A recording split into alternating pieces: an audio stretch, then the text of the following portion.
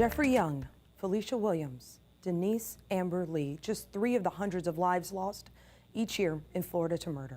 They're killers behind bars serving their time on death row. 10 Investigates uncovered convicted murderers, rapists, and other violent offenders being paid by the federal government, even while sitting behind bars.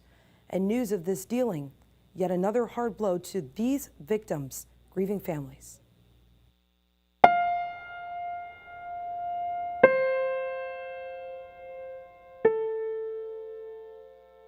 Denise is our firstborn.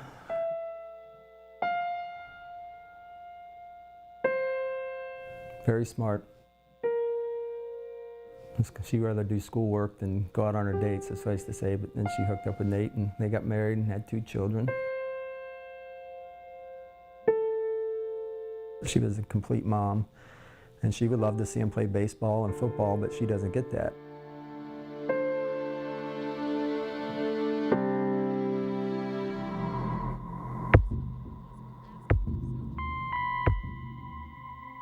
Like a blue, I want to say like a Camaro type of car, white male, kid, and there's a kid in the back seat, and they kept banging on the window. And they actually sent helicopters up there, dogs up there, raped her, beat her, put her back in the car, took her out and killed her within 6 hours.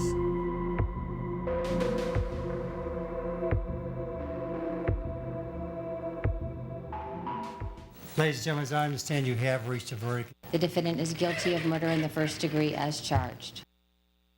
13 years later, you still remember every detail of that day. Every detail. Even after 13 years. That's the first thing you think about in the morning. A day doesn't go by. The last thing in the afternoon. That Rick doesn't think about his daughter. Never gets easier.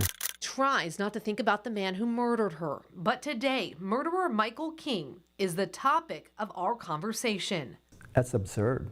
To hear that inmate Michael King received a CARE stimulus payment of $1,400 on April 30th, 2021, and a recovery rebate credit of $1,812 on July 28th, 2021.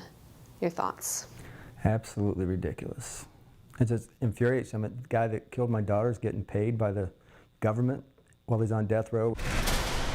And it's not just Florida death row inmate Michael King who received thousands in stimulus funds.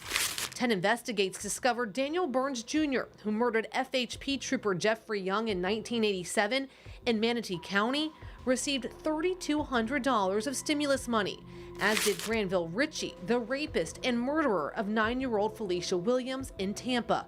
He had 3 separate payments totaling $3,200. Federal and state prisoners were eligible for stimulus payments under the 2020 CARES Act if they met income limits and had filed a tax return. It's estimated $1.5 billion from the CARES Act went to inmates across the country, including those on death row. And I feel for the family. They are being re-victimized. Congressman Bill Arrakis said he had heard this was happening, but did not know payments are going to inmates like Michael King until we brought it to his attention. This is good because you're exposing this, because what we can do is get other members of Congress interested. 10 Investigates has learned that other states like Missouri pass a law requiring some of that money to be taken from Department of Corrections managed prisoner accounts and used to pay any existing orders to those left behind. If we're going to be writing checks, you know, to these murderers, that money should be transferred to the victims. And you know, let me look into that. That'd be great. Rick says what happened to Denise will never make sense. You're always missing her, especially when you see the boys, and we see them almost every day. And I go to every single practices and stuff like that. And her killer receiving this money? So confusing. How he can even think that's right after what he did.